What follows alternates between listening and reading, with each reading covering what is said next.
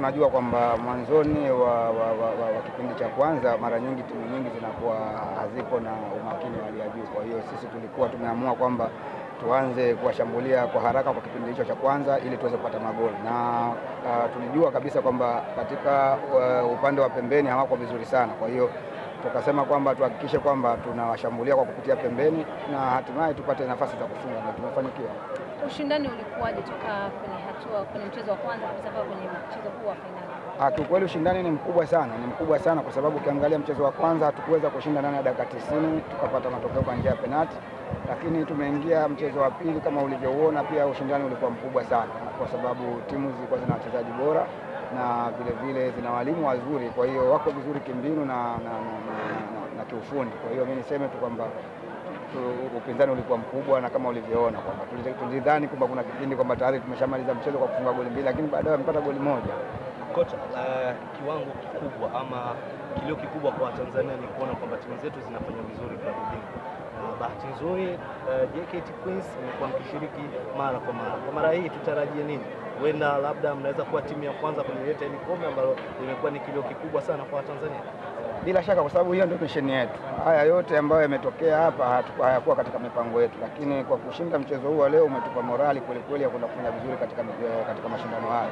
Na niseme tu kwamba mimi hata tangu awali na kabisa wa timu nilikuwa nawaambia kwamba mimi hakuna jipya ambayo nitakuwa mnaifanya hapa, kama mtakuwa mnaishia sijui nani ngao ya jamii labda Sekafa sijui na Premier League, sababu haya yote mshawahi kuyachukua. Kwa hiyo kama ili nionekane kwamba nina kitu special, ni lazima tukashinde Champions League, na naamini kabisa kwa ushirikiano tuliokuwa nao na viongozi wetu na technical bench, mimi naamini tunafanya vizuri na kurudi nao. Bila shaka mwalimu, umeona ushindani ni ngumu au mwepesi kiasi gani kwenye mechi za wanawake? Comment yako ni ipi na nini ambacho unawaahidi mashabiki wa JKT kuelekea kuanza ligi yao? Na upinzani ni mkubwa, na nikisema tu hata maendeleo ya kimpira katika ngazi kwa nyanja hii ya mpira wa wanawake naona pia imekuwa kubwa sana, kwa sababu sikutegemea ambao nimeyaona hapa. Niseme tu kwamba Watanzania wawe na imani na TFF, kwa sababu mpango wao ni kuendeleza mpira wa wanawake, na tunaona kwamba timu zinafanya vizuri. Na ukichukulia mfano kama JKT Queens tumeweza kuchukua ubingwa wa Sekafa na huu na Premier League, maana yake kwamba tunaweza kufanya makubwa zaidi ya haya. Kwa hiyo mimi niseme tu kwamba watu waendelee kutusapoti, lakini vile vile waisapoti TFF, kwa maana ya kwamba wao ndio walezi wa mpira wetu na ndio wapo kwa ajili ya kuendeleza mpira. Kocha, kikosi chako sijaona mchezaji yoyote wa kigeni, kwa maana kwamba walioanza katika mchezo wa leo. Nini hasa umekiona kwa wazawa ambacho wengi wanatoka nje ya mipaka ya Tanzania kwenda kutafuta wachezaji nje ya Tanzania, lakini still JKT Queens imezidi kuwa bora na kudominate katika ligi ya wanawake? Kwanza niseme tu kwamba sisi priority yetu ya kwanza ni kuhakikisha kwamba tunaendeleza vijana wa Tanzania, kwa sababu ndio watakaocheza national team.